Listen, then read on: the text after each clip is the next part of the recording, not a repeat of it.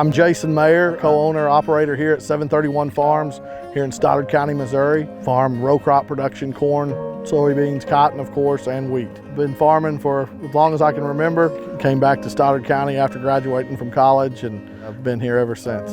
Back in the day, started farming with my uncle Kenneth, and was fortunate to take over Kenneth's, and then started farming with my father-in-law, Jim Stever. Still farm with him to this day.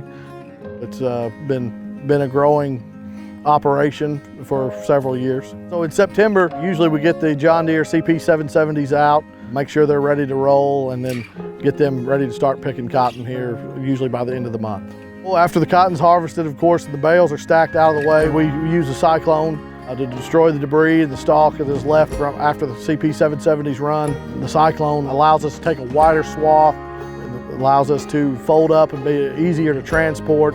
We've got a lot of road transport in between fields, and so the ability for it to fold and get down the road easy was huge for me. My operators, including myself, are very cognizant and about safety, and we want to make sure we're safely moving this equipment down the road when we have to encounter the public. A lot less maintenance than the previous shredder that we had.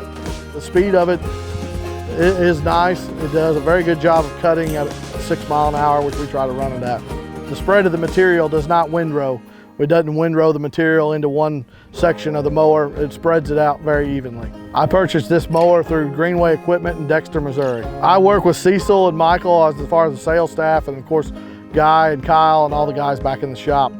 I would recommend this machine to anybody that has to deal with cotton stalk. The Major Cyclone Mower has definitely helped out my efficiency, allowed us to move quicker from field to field, allowed less downtime, faster mowing in the field, so all those things have made us more efficient.